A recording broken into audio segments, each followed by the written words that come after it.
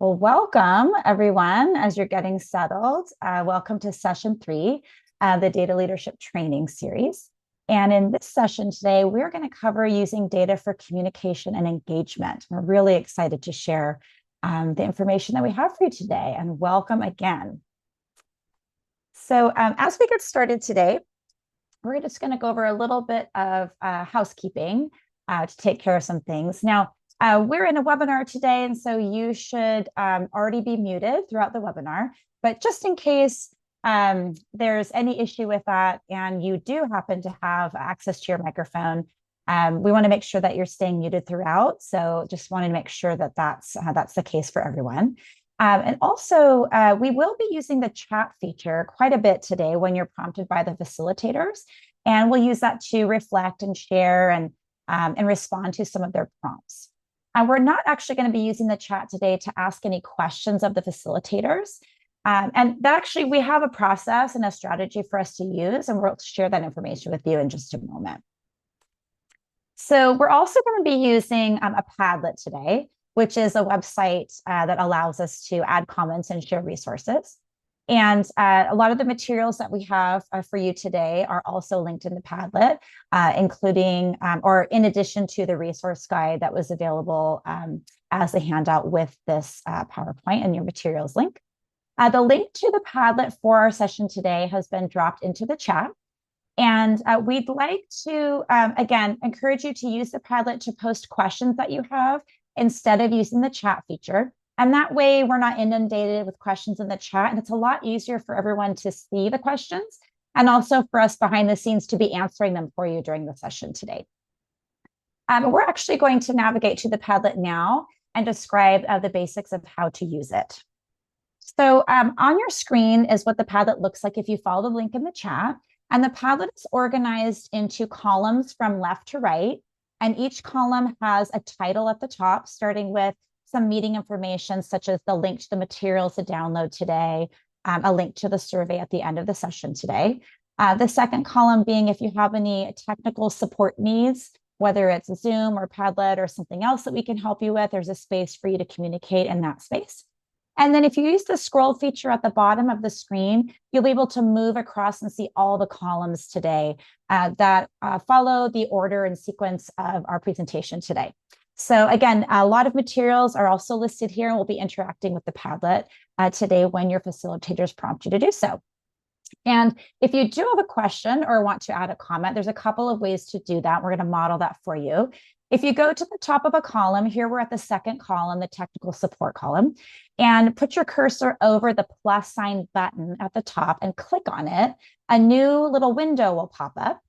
And that's where you can actually type in your question. And the publish button in the top right corner will appear. And if you click on that, then your question will appear in the column that you posted it to. So now that question is posted in that second column.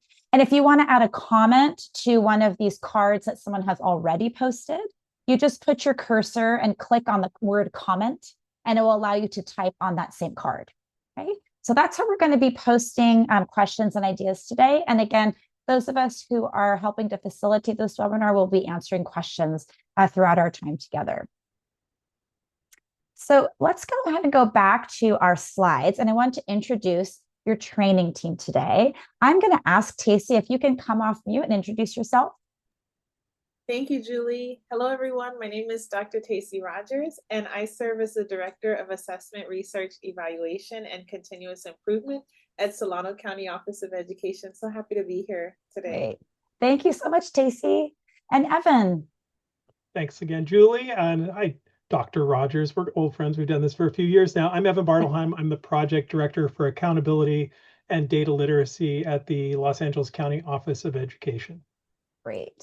Thank you, Tacey and Evan. We are so fortunate to have you both. And again, Tacey and Evan have done presentations like this with us for a long time and are very, very knowledgeable, and you all are in very good hands with both of them today. So welcome, Tacey and Evan again. So this is actually the third of 4 professional learning sessions in the Data Leadership Training Series. And you can actually register for any upcoming sessions, which is session 4 on Thursday, a couple days from now, through the link that we'll be posting into the chat. And while these sessions do focus on summative data for system improvement, your attendance in each session is not dependent upon completing the other sessions. So they really do work independently, which is very helpful, makes it a little easier to participate. Recordings of the different sessions will also be available. So today we're recording this webinar along with the others, and they'll be posted to the CAASPP and ELPAC website in a few weeks. The sessions that we hosted last week, one was session 1, using summative assessment data for understanding and improving systems. We also did session 2, creating conditions for data-driven decision-making. And today, again, you're here for session 3, using data for communication and engagement. And then session 4 later this week is our shared practice panel, where we're going to be joined by some folks from Moorpark Unified School District, as well as Saugus Union School District, 2 California school districts who have some great data practices to share and some great experiences and stories to tell us about how they're leading with data in their district. So we hope that you'll be able to join us for that session as well. And our agenda for today, we're going to be finishing up this welcome and housekeeping section together. Then I'm going to turn it over to your very capable facilitators today. We're going to start with fostering a culture of assessment and data use. We'll transition to the essential role of essential partners and interest holders. And also have a really unique section today around effective data visualizations. And we'll do a brief wrap up and hope that we have some time to take our feedback survey today so we can gather some information from all of you and learn about what's working for you and what you'd like to see in future trainings. And just like teachers with students in our classrooms, we want to be clear about our learning goals for our time together today. So in this session, we hope that you as participants will understand the importance of fostering a culture of assessment and data use, that you'll recognize the essential role of education partners and interest holders to interpret data, and also learn about some effective data visualizations.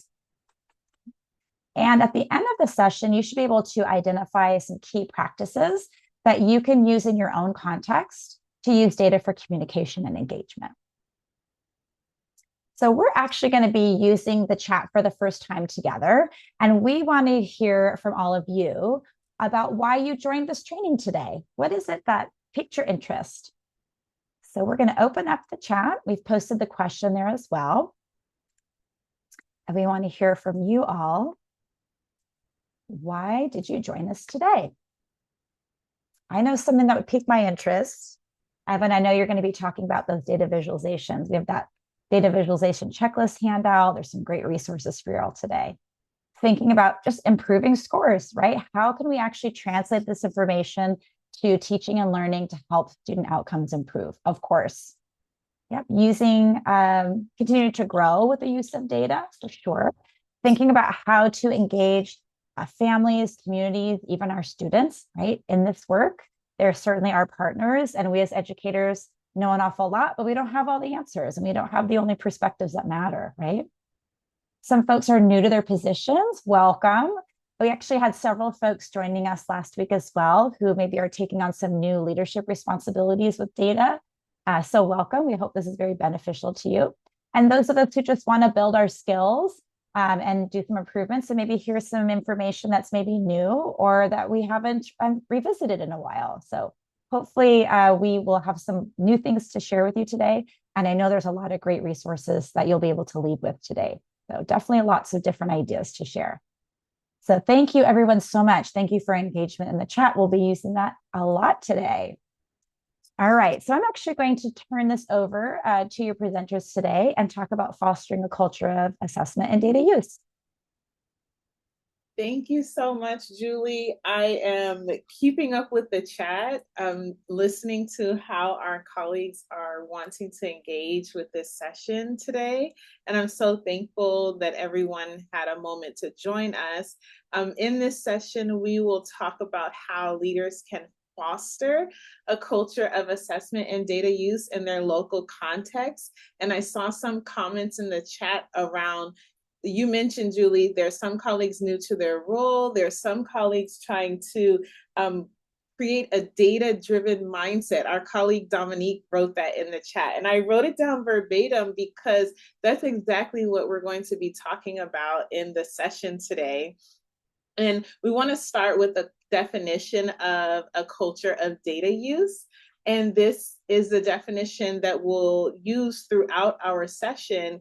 And it comes from Ronka and colleagues who said in 2010, a strong data culture results when an organization believes in continuous improvement and regularly puts that belief into practice. And we saw that coming alive just in the chat today. Schools and districts with a strong data culture emphasize collaboration as a keystone for success and empower teachers and administrators to make decisions for which they will be held accountable. And the link was just dropped in the chat because throughout our session, we really want to ask you to reflect on how your team or your organization's culture of data use aligns with the definition that you see on the slide. A culture of data use means that the organization's systems and structures are in place to ensure that the work is ongoing, that the work supports continuous improvement, and it happens without oversight. It happens when you leave the room as the leader, right? That it continues despite you having to direct every detail of it eventually. That might be the situation at the beginning, but not always.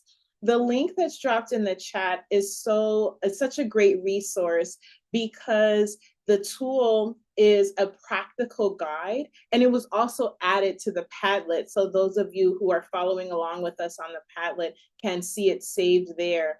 In the practical guide, there is a set of reflection questions.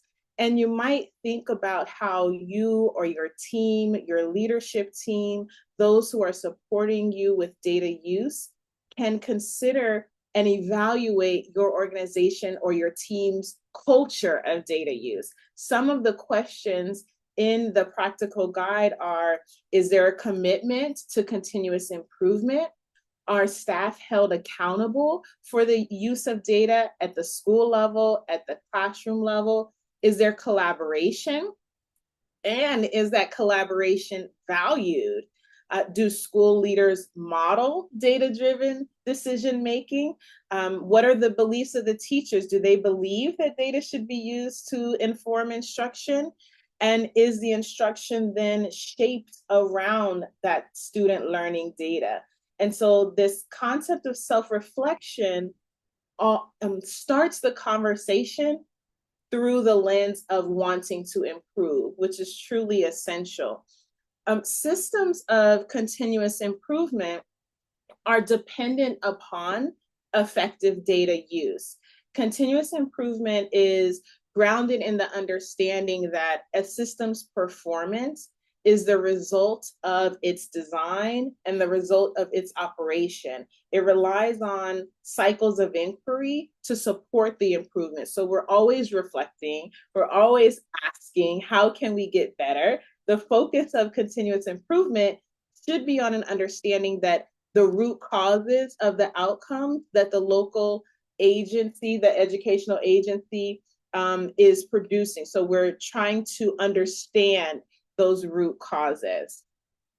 Data can be used to support the continuous improvement to help us understand the outcomes that can specifically contribute to us being able to discern why the system is getting the results it's getting, what changes can be made to shift those results, and the impact of those changes. In order to even talk about the impact of changes, we have to consider the mindset. So we're shifting from simply having a compliance-based mindset to a culture of continuous improvement. And that shift is imperative. Many of the tasks that we are all asked to complete for compliance purposes continue to exist, will always exist, right, as public agencies. However, there's still valuable insights that can be surfaced while we're engaging in those compliance-related tasks. For example, we can identify in our activities if the appropriate people are at the table with us. Are we asking the right questions?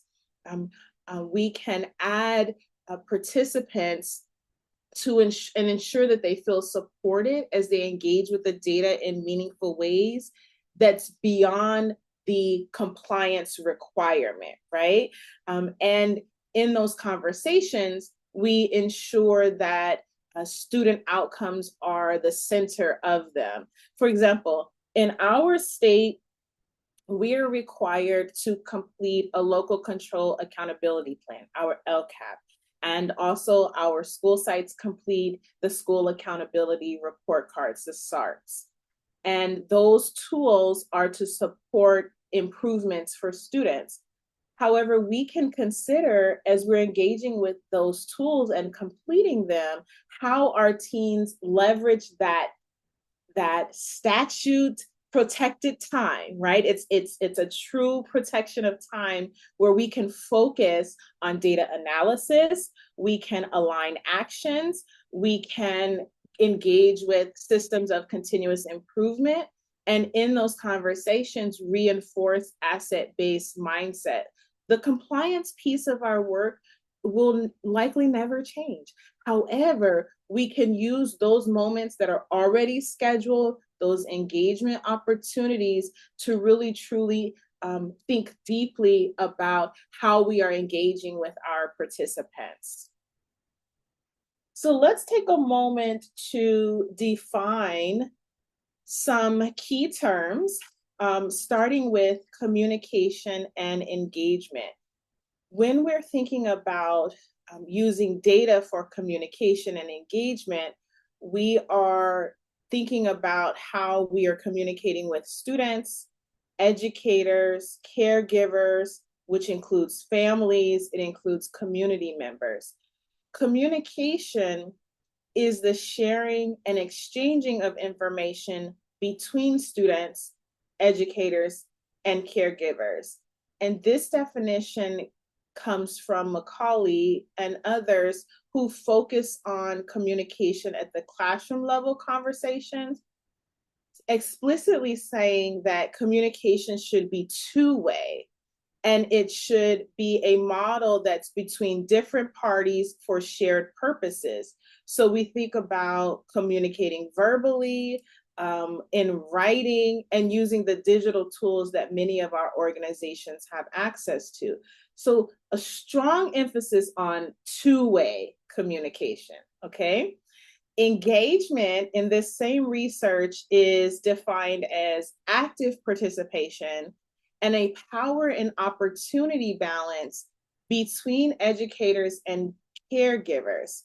This definition goes beyond involvement and emphasizes an equal partnership between interest holders and their priorities for the school community. So I like to call that equal partnership as a concept of shared power. The shared power is the engagement, and that engagement, if it includes two-way communication, can illuminate what the participants value and what they see as essential priorities for the school community. I want you to try to remember these two definitions because we're going to dive deeper into both of these topics throughout the session today. To use data to support equity, a cultural foundation must be modeled. It must be expected. We talked about accountability for data use, and the cultural foundation must be reinforced. Across these school sites, there must be a common commitment to a shared responsibility for positive, equitable outcomes for students. This can be done through the use of data, and it can be used to address inequities, and the disaggregation of data supports that. Disaggregation by school, by grade, by group, by gender, by program, because we're trying to get a deeper understanding of the outcomes.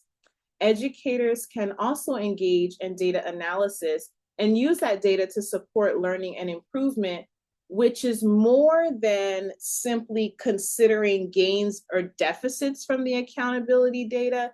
We should use the data to challenge beliefs, to learn about the implementation, learn about the programming, and not simply confirm beliefs that are already existing.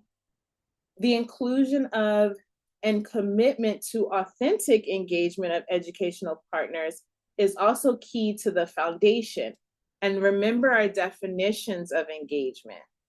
Active participation that includes shared power, communication that is two-way, right? So when you're trying to think through your organization's definition of authentic engagement, you can lean into the definitions we're using today. Two-way communication, active engagement that is including of shared power, right?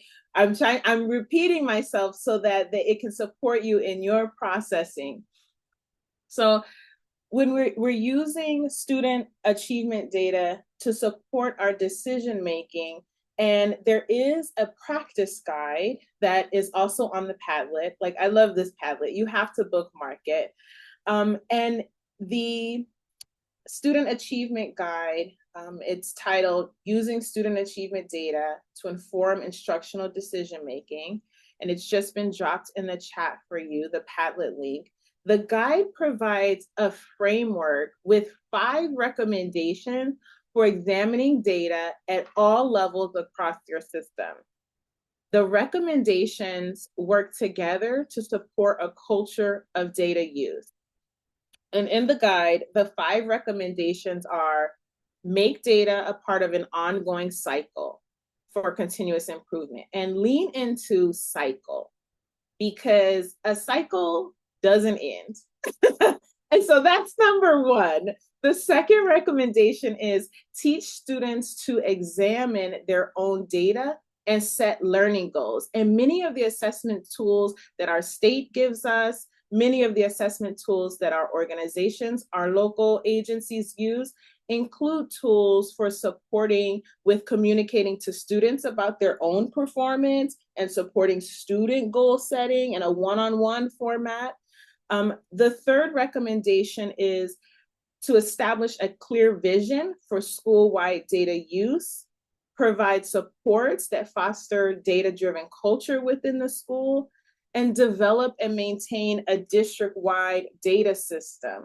The practice guide that's linked on the Padlet it elaborates on each of the recommendations that are listed on the slide.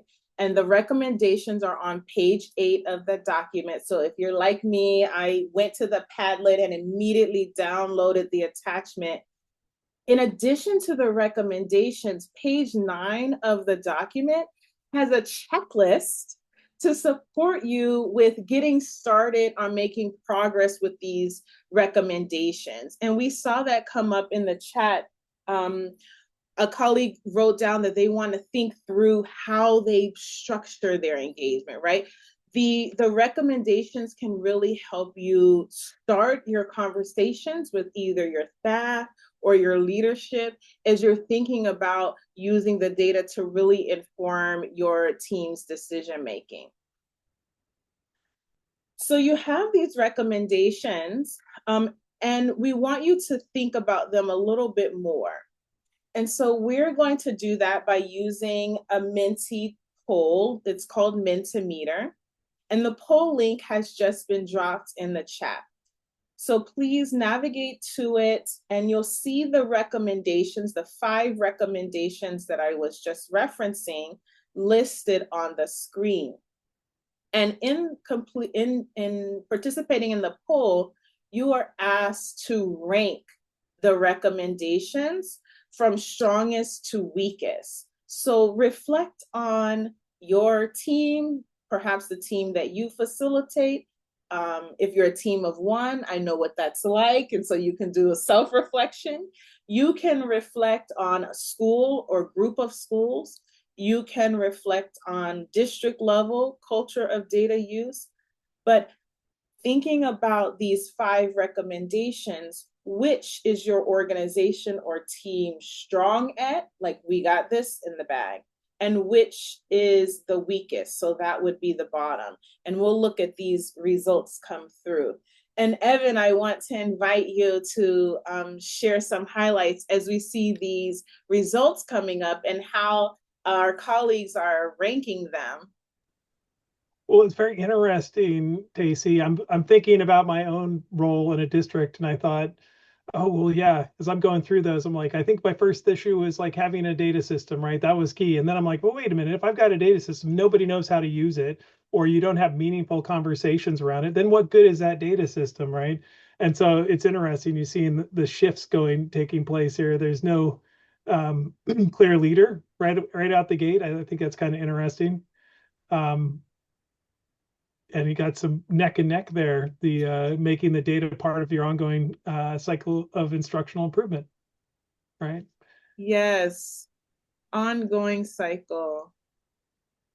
And I will say, you don't have to have a data system to have those meaningful conversations. I've seen some really effective data conversations that are taking place where folks are tapping into their summative data coming out of SIRS, putting it in spreadsheets, sharing it with their site level leadership and their school level leaders, and having these robust conversations using nothing more than Google Sheets or Excel, right? You don't need to have a very fancy district-wide or school-wide data system to have meaningful conversations. I couldn't agree more with you, Evan. In session 2, and those of you who were not able to attend live, I encourage you to listen to the recording. We talked about multiple measures, and that's exactly what Evan is referencing. One of your tools, your system, can be your own tracker. A good tracker, student level, school level, like sometimes that's enough to start the conversation. You're so right, Evan.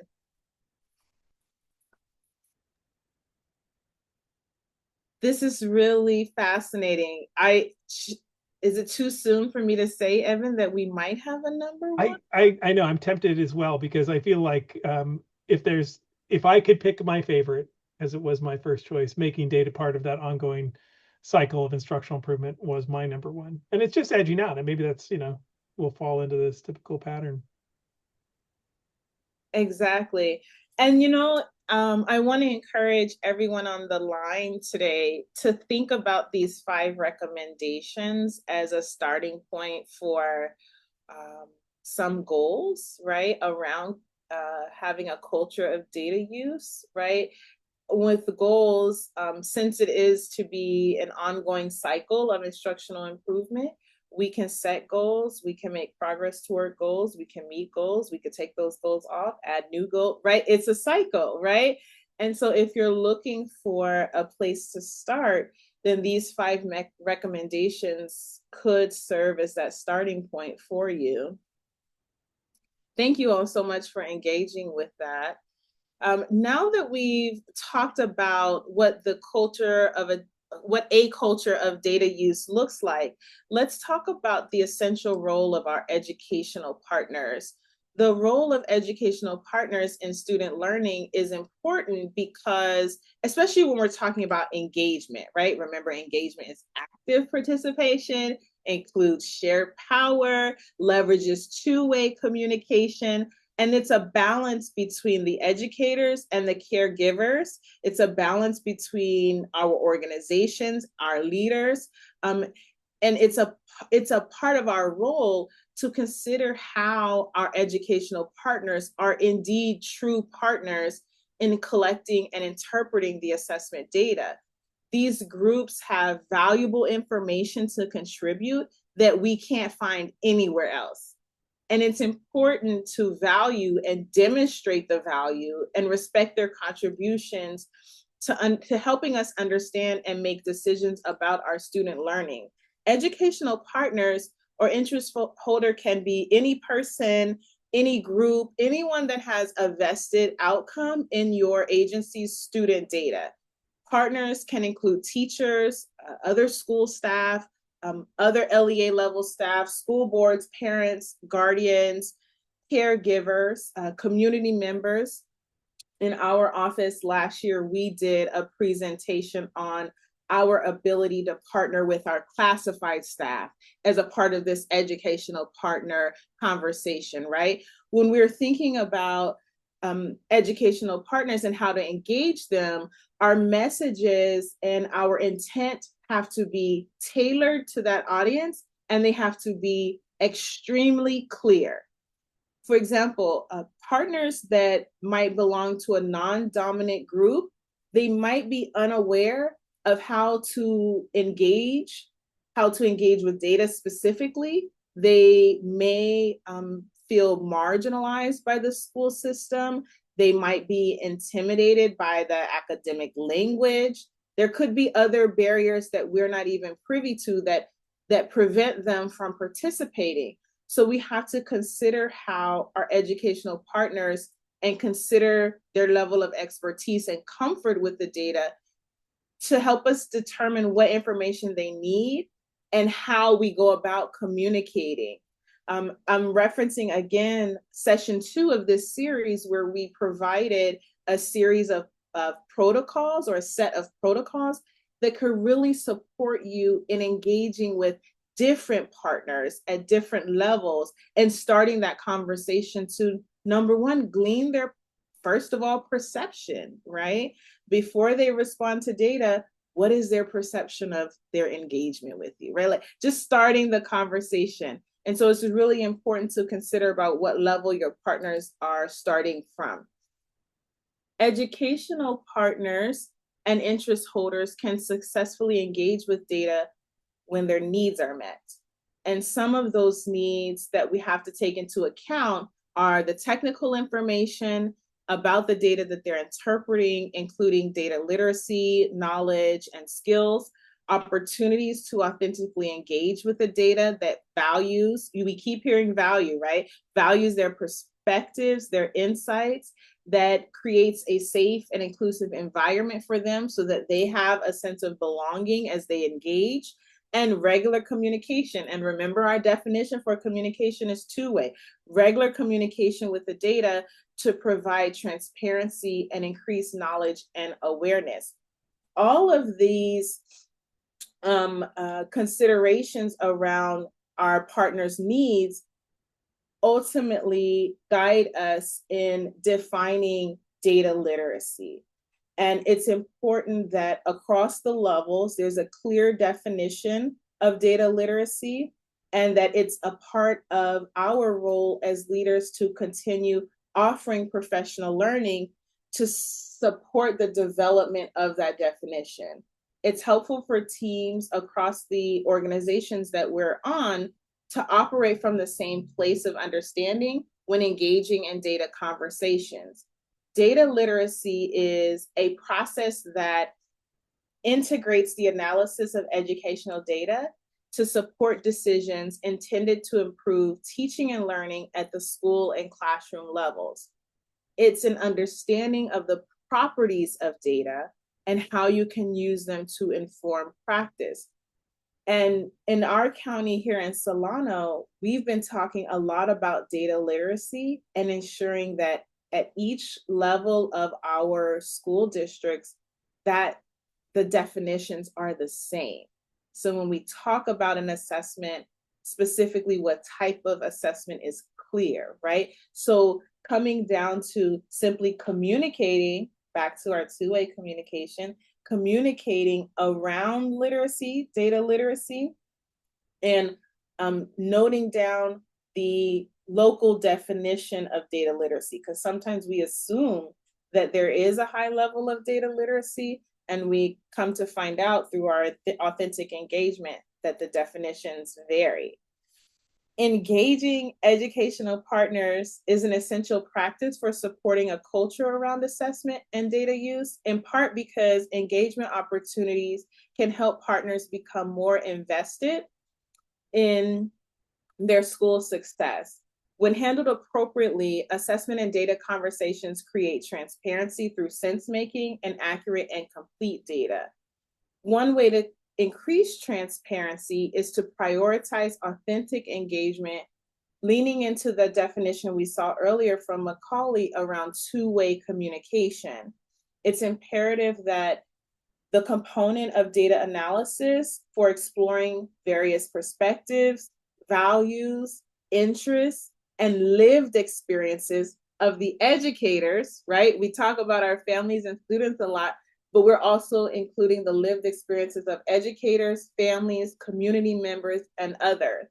Authentic engagement occurs when all educational partners are provided with accurate data and they're engaged in a meaningful way. Leaders are responsible for supporting a culture of data and assessment use, and this includes establishing and maintaining policies and practices that are guided by directly supporting a shared vision for teaching and learning. And we don't have to create these policies and practices. They often already exist in our LCAP goals, in our SARCs, and we can lean into those existing tools and guidelines to provide a rationale for our decision-making related to focusing on creating and deepening a culture of data use. And so I'm going to turn it over to you, Evan, to lead us into the conversation about summative assessment data and how that can be a part of this conversation. Thank you, Tacey. And as many folks here are undoubtedly aware, the most immediate way in which the student assessment results are communicated to students, parents, and guardians are through the student score reports, or SSRs. And the SSRs are available for the Smarter Balance for English Language Arts Literacy and Mathematics, the California Science Test, the California Alternate Assessments, or CAAs, for ELA Math and Science, the Summative English Language Proficiency Assessments for California, or ELPAC, and the Summative Alternate ELPAC, as well as the California Spanish Assessment, or CSA. And three resources that we think are could be really helpful for you in communicating about student results include the following. The CDE has recreated these parent guides to understanding flyers. These are fantastic, and they're available in multiple languages. There's also the Test Results for California's Assessments, or TRCA website, which provides aggregate data for school, district, and state results, and lots of interesting ways to look at that data. I highly encourage you check that out. And then there's also the Starting Smarter website, which provides resources that help parents and guardians understand their children's SSRs. And there are links to all three of these resources included in your resource guide. There are three options also for accessing and providing SSRs to parents and guardians, and depending upon your LEA's unique factors, one of the following options may be preferable over another, or your LEA may want to consider a combined approach to providing SSRs to parents and guardians. And these options include accessing electronic SSRs using locally provided parent or student portal. That's a pretty popular one. But also there's downloading SSRs from the Test Operations and Management System, or TOMS, and making them available electronically via some secure local method. And finally, you could download SSRs from TOMS, print them, and make them available locally or via the mail. SSR cover letter templates are available for LEA staff to customize and send to parents and guardians along with the child's SSR. And these templates are available for CAASPP, the CAAs, the CSA, and they're in English, Spanish, Standard Chinese, Traditional Chinese, Filipino, Vietnamese, Korean, Arabic, and Russian. And these letters are optional resources. They're not required to be sent with an SSR, but they're really helpful. And the link to the cover letter templates has been placed in your resource guide as well.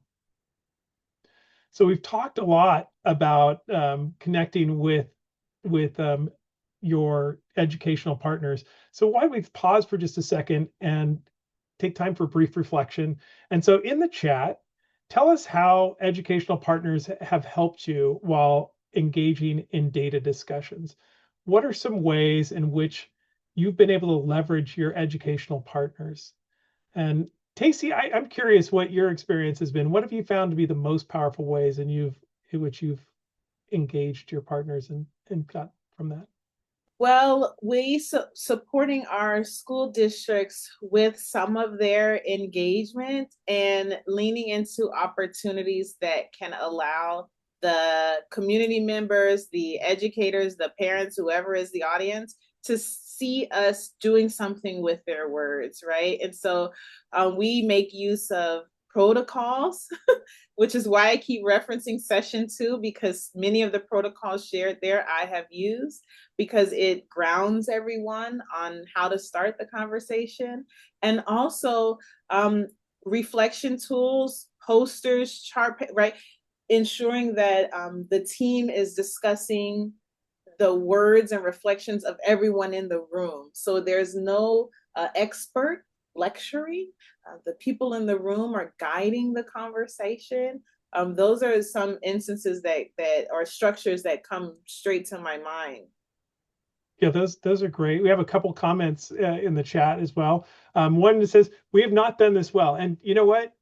Welcome to the club. I mean, when the LCAP first came around, I was at a district and that was part of our role, and I had to facilitate community engagement. And, we thought, oh, chart paper and Post-its. And, but it really was not the kind of meaningful engagement that I think we hoped it would be. I think it was very kind of shallow. And over time that evolved. I moved to another district and we were more engaged with committees. We had committees that were assigned to different goals, and those goals were very specific. So I was facilitating a college and career readiness goal, and what was great about that is we had people who were able to build over time some capacity to understand the data. They could deepen their understanding, and so that was really helpful. But I also noticed in here, we have a comment that a community school, it's been key to be able to share your data, because yes, community school, it's in your name, right? So you've got to have that engagement of your partners, educational partners there.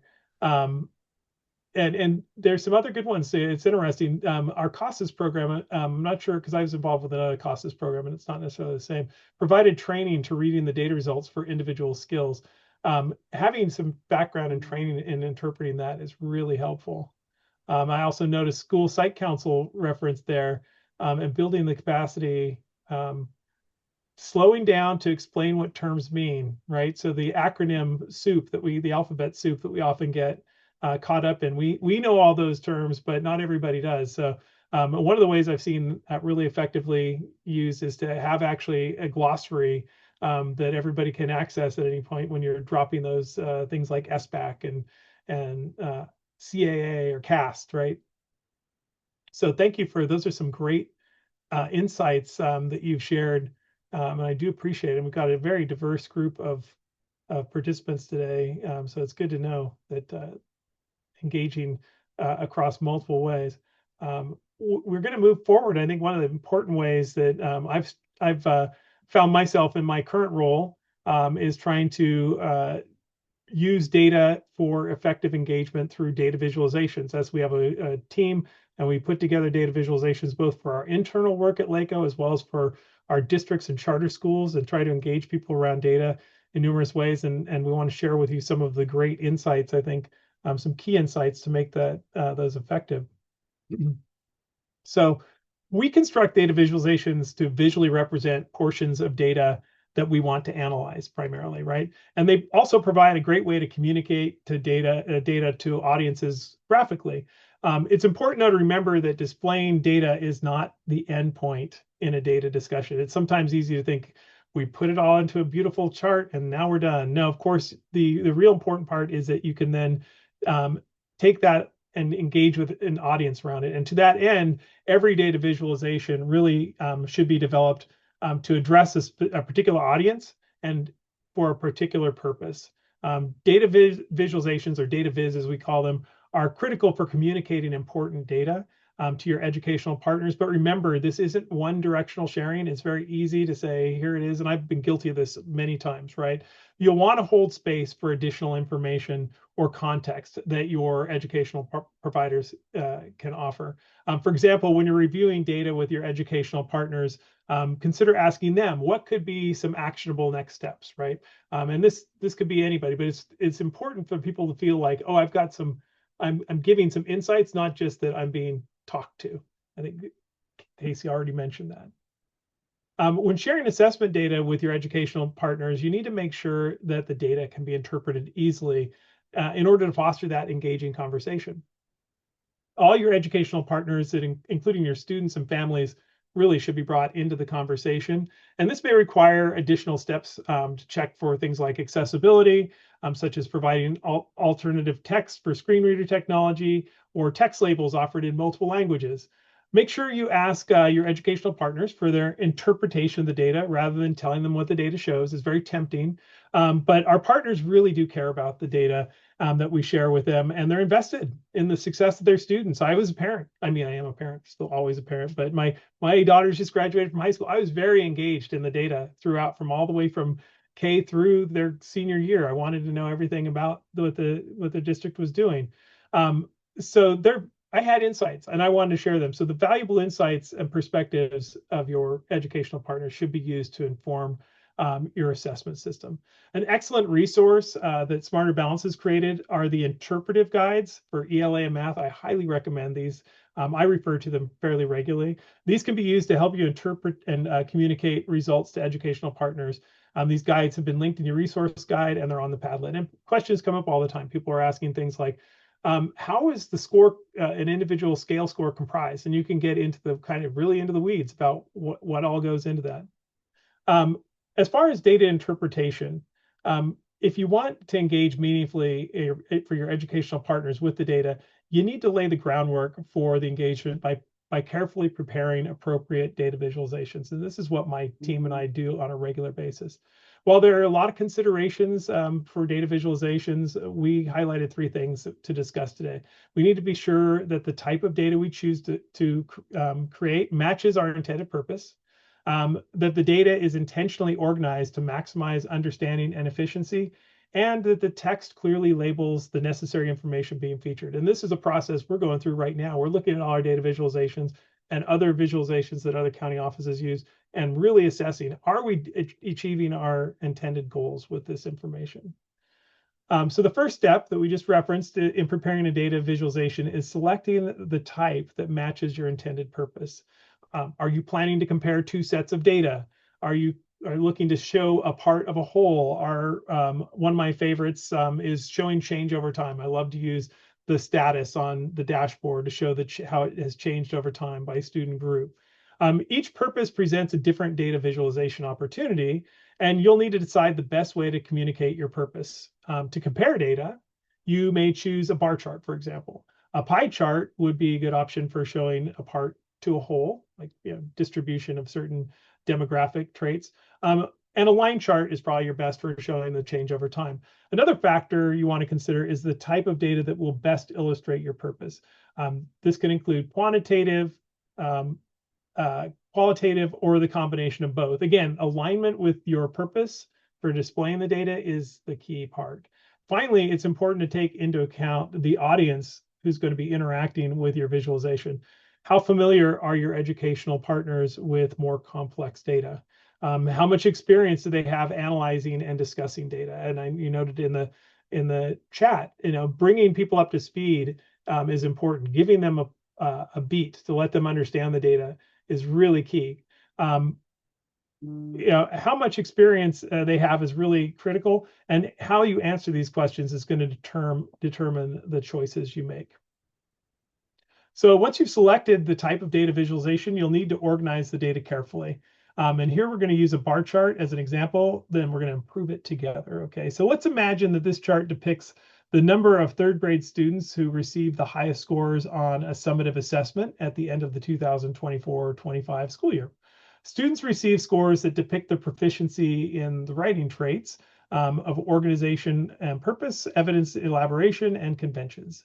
The example on the left is a bar chart that represents the data by writing trait as they appeared in the scoring rubric, and the bar represents the scores for each trait. Now, looking closely, you can see that among the 3rd graders who achieved high scores in writing, the largest number excelled in the trait of evidence elaboration, while the smallest number excelled in organization and purpose. Now, if we're planning to use this visualization with a group of parents or guardians at a school site council meeting, for example, we would have to consider, is this data organized optimally?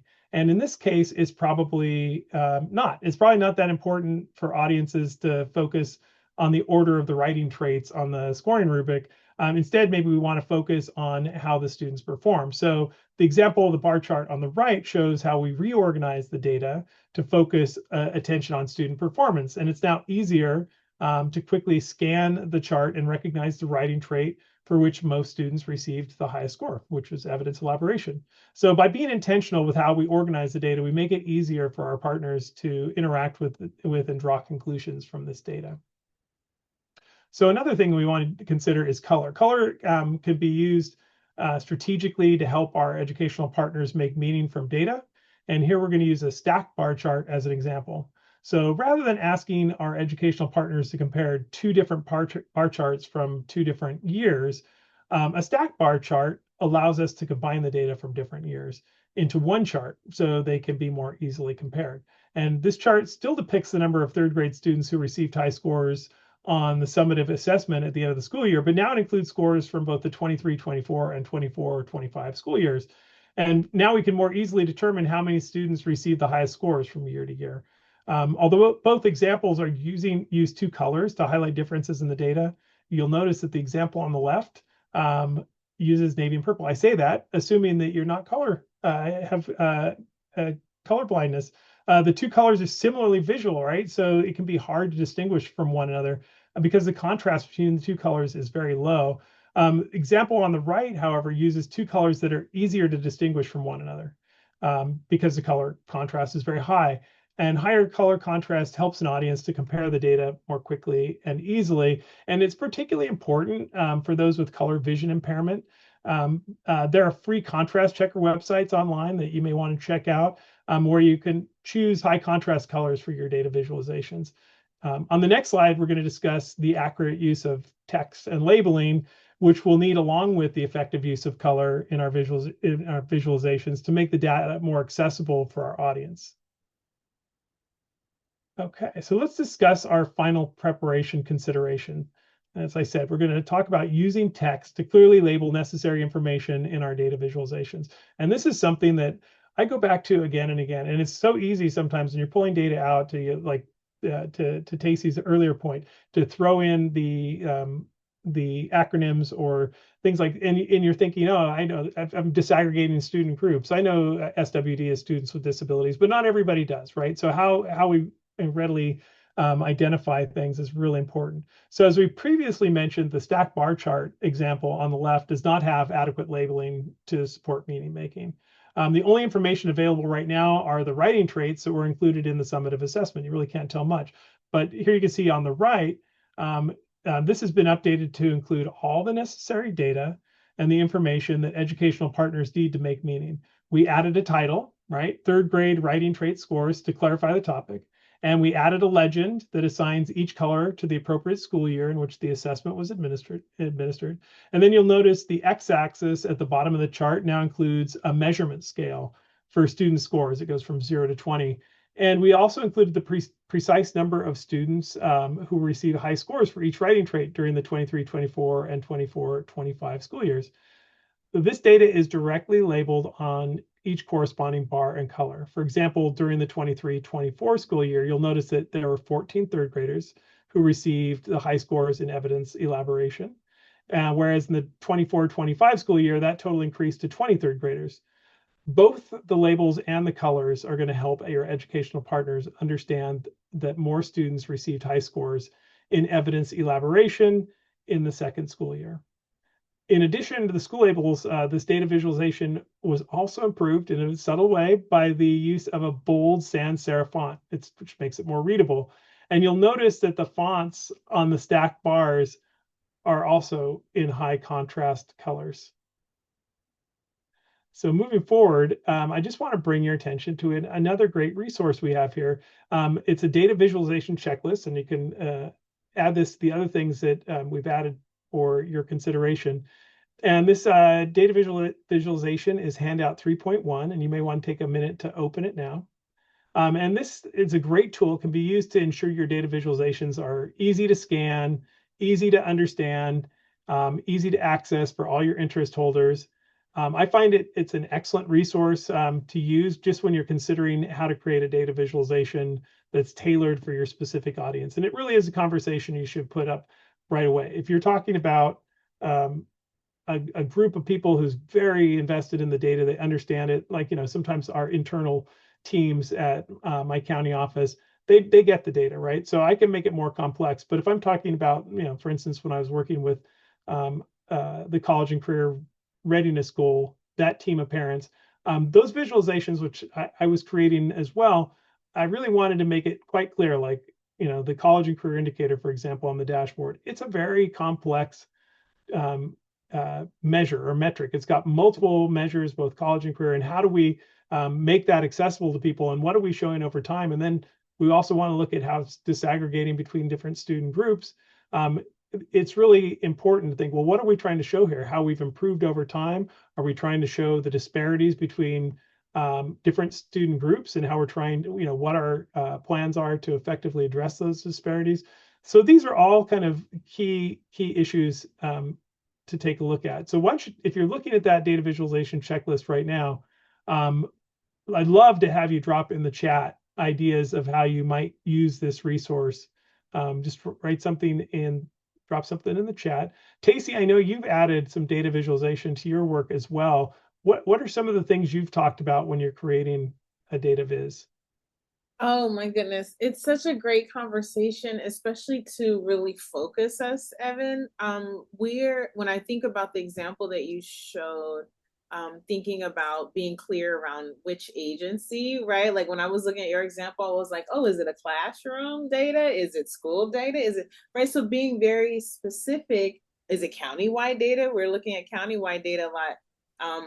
And on the checklist, it says the data visualization type is appropriate, and that the intended message is there. And so what is the intended message? I just think that the checklist is helping guide my thinking to ensure that no detail is missed on what we select for the visualization.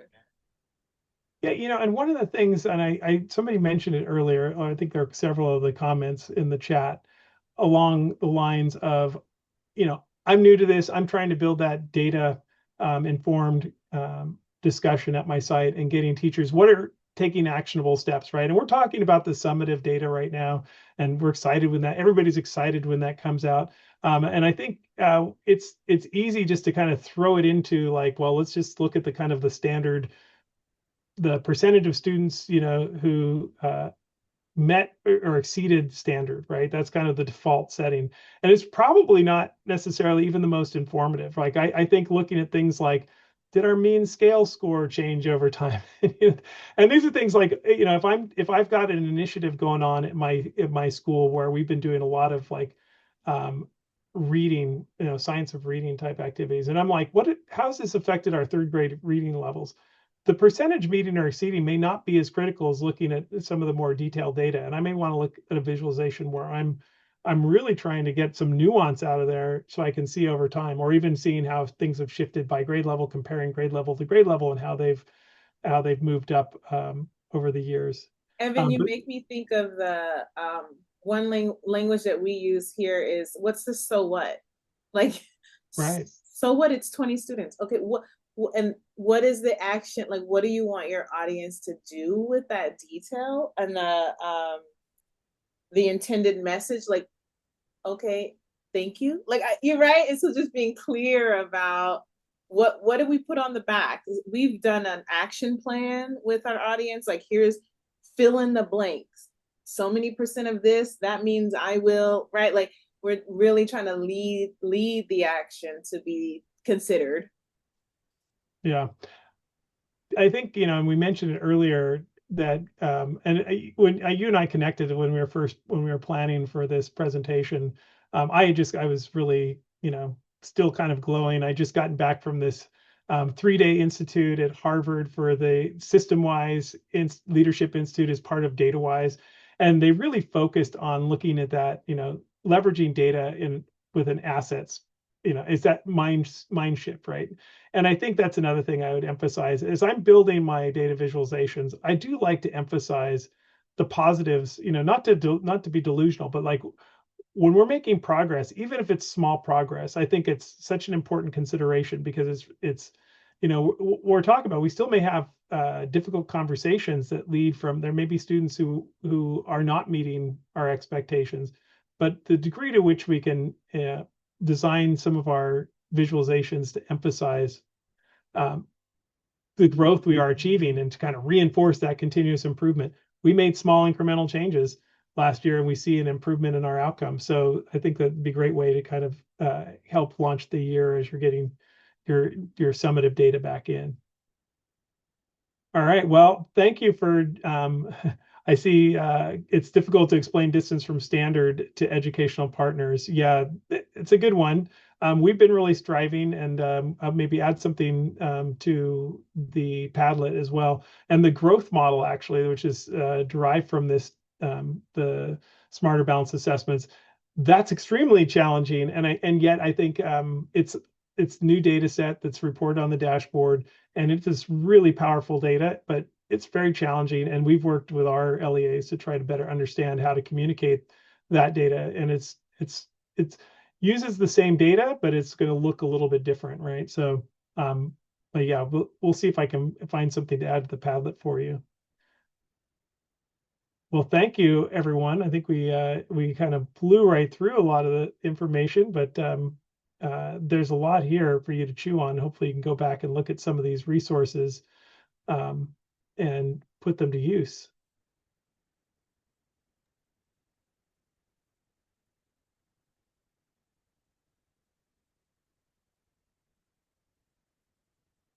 Great. Thank you so much, Evan and Tacey.